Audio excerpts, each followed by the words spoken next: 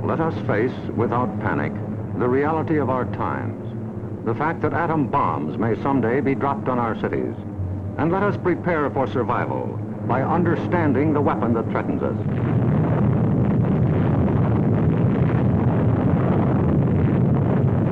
An atom bomb destroys or injures in three ways: by blast, heat, and radioactivity. The blast of an atom bomb is its most important destructive agent. In Japan, whole buildings were flattened by its force. However, many buildings of sturdy construction, even though close to the explosion, remained standing. The principal dangers of blast are flying glass and debris, the fires it may start, and the danger of being crushed in collapsing buildings. The atom bomb destroys by heat. People caught in the open as far as 2 miles away suffered flash burns. Yet, protection could have been easily achieved. Here, a bridge post and rail shielded the surface behind it. Any solid material afforded similar protection. The third weapon of the bomb is radioactivity, thrown off at the instant of explosion. However, the majority of people exposed to radiation recovered completely, including a large percentage of those who suffered serious radiation sickness.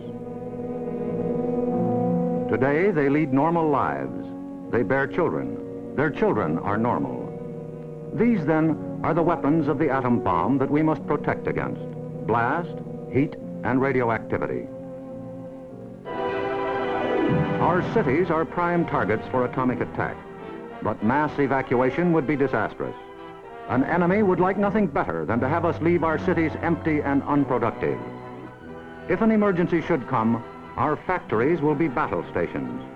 Production must go on if we are to win.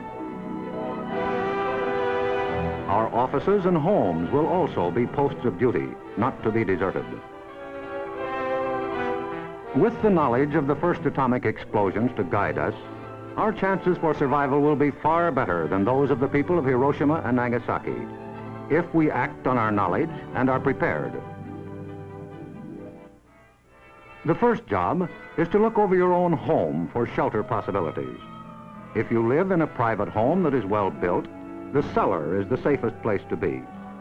The lower you get, the more barriers there are likely to be against blast, heat, and radioactivity. Select the basement wall nearest the probable target area of your city. If the house is blown over, it will most likely fall away from this wall. If you have a workbench or strong table big enough to get under, move it into your shelter area near a wall or strong supporting column. If the time comes when you actually have to take shelter, lie under the table.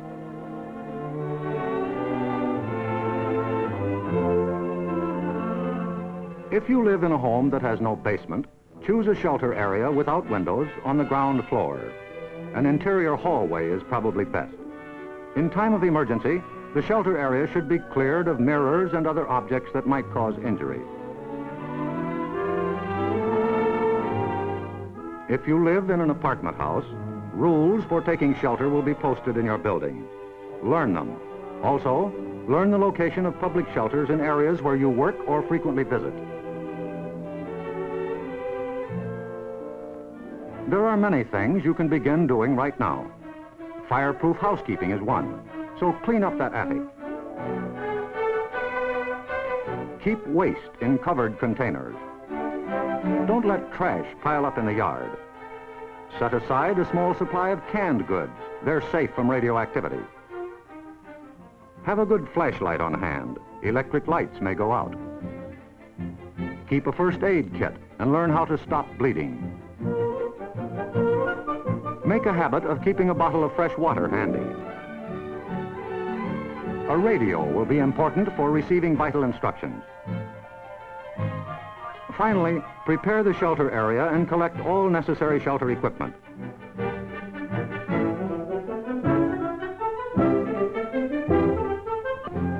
In case of an actual raid or test drill, the alert will be a warbling siren blast, lasting 3 minutes.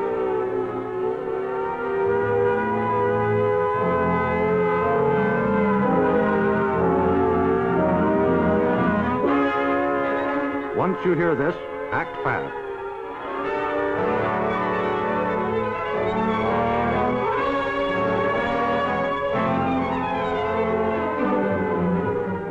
down the shades or blinds and close the drapes against flying glass. Turn off the burners of your gas or electric stove. Disconnect any heating elements, such as electric irons, hot plates, or bathroom heaters.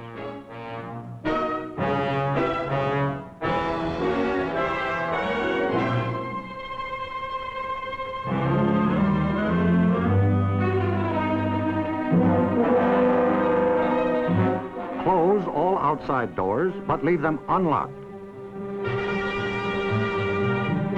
Turn off the gas or oil burners.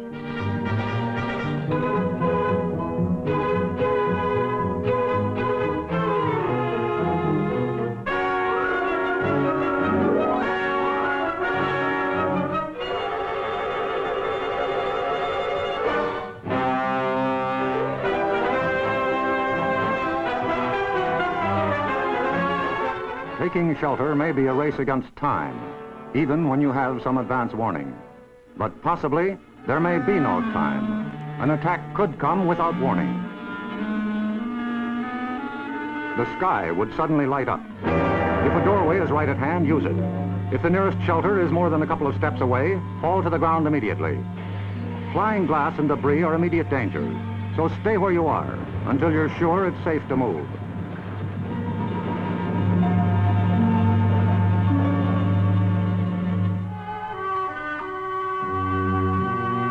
If you are at home when a surprise attack occurs, crawl beneath a table if it is very near, or drop to the floor with your back to the window.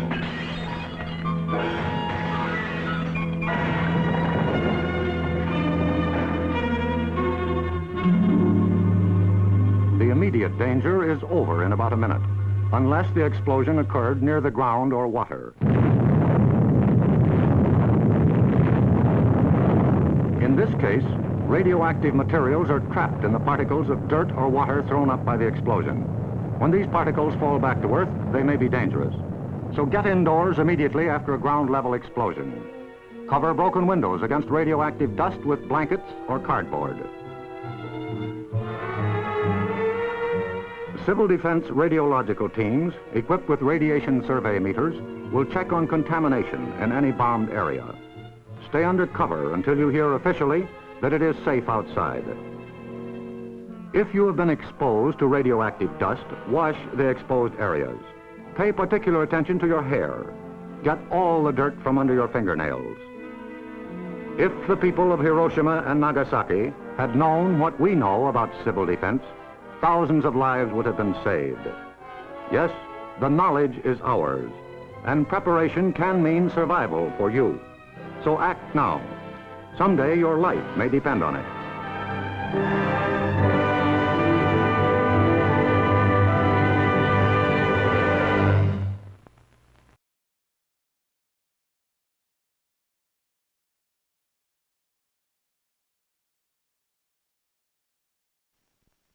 Was a turtle by the name of Bert, and Bert the turtle was alert. When danger threatened him, he never got hurt. He knew just what to do. He ducked and covered, ducked and covered. He did what we all must learn to do. You and you and you and you, duck and cover. Be sure and remember what Bert the Turtle just did, friends, because every one of us must remember to do the same thing. Put this duck and cover. Hey, Bert, come on out and meet all these nice people, please. Oh, all right. We really can't blame you. You see, Bert is a very, very careful fellow. When there's danger, this is the way he keeps from being hurt. Sometimes it even saves his life. That's why these children are practicing to duck and cover just as you do in your school. We all know the atomic bomb is very dangerous. Since it may be used against us, we must get ready for it, just as we are ready for many other dangers that are around us all the time. Fire is a danger. It can burn whole buildings if someone is careless. But we are ready for fires. We have a fine fire department to put out the fire, and you have fire drills in your school so you know what to do. Automobiles can be dangerous too. They sometimes cause bad accidents, but we are ready. We have safety rules that car drivers and people who are walking must obey. Now, we must be ready for a new danger, the atomic bomb. First, you have to know what happens when an atomic bomb explodes. You will know when it comes. We hope it never comes, but we must get ready. It looks something like this. There is a bright flash, brighter than the sun, brighter than anything you've ever seen. If you were not ready and did not know what to do, it could hurt you in different ways. It could knock you down hard or throw you against a tree or a wall. It is such a big explosion, it can smash in buildings and knock signboards over and break windows all over town. But if you duck and cover like Bert, you will be much safer. You know how bad sunburn can feel. The atomic bomb flash could burn you worse than a terrible sunburn, especially where you're not covered. Now, you and I don't have shells to crawl into like Bert the turtle, so we have to cover up in our own way.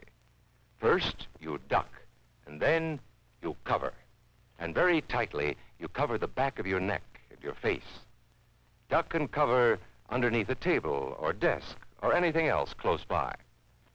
In Betty's school, they are talking about the atomic bomb, too. Betty is asking her teacher, how can we tell when the atomic bomb may explode? And her teacher is explaining that there are two kinds of attack, with warning and without any warning. We think that most of the time we will be warned before the bomb explodes, so there will be time for us to get into our homes, schools, or some other safe place. Our civil defense workers and our men in uniform will do everything they can to warn us before enemy planes can bring a bomb near us. You may be in your schoolyard playing when the signal comes. That signal means to stop whatever you are doing and get to the nearest safe place fast. Always remember, the flash of an atomic bomb can come at any time, no matter where you may be. You might be out playing at home when the warning comes. Then be sure to get into the house fast, where your parents have fixed a safe place for you to go. If you are not close to home when you hear the warning, go to the nearest safe cover. Know where you are to go, or ask an older person to help you. You know the places marked with the S sign? They're safe places to go when you hear the alarm. If there is a warning, you will hear it before the bomb explodes. But sometimes, and this is very, very important, sometimes the bomb might explode without any warning. Then the first thing we would know about it would be the flash. And that means duck and cover fast, wherever you are. There's no time to look around or wait. Be like Bert. When there is a flash, duck and cover, and do it fast.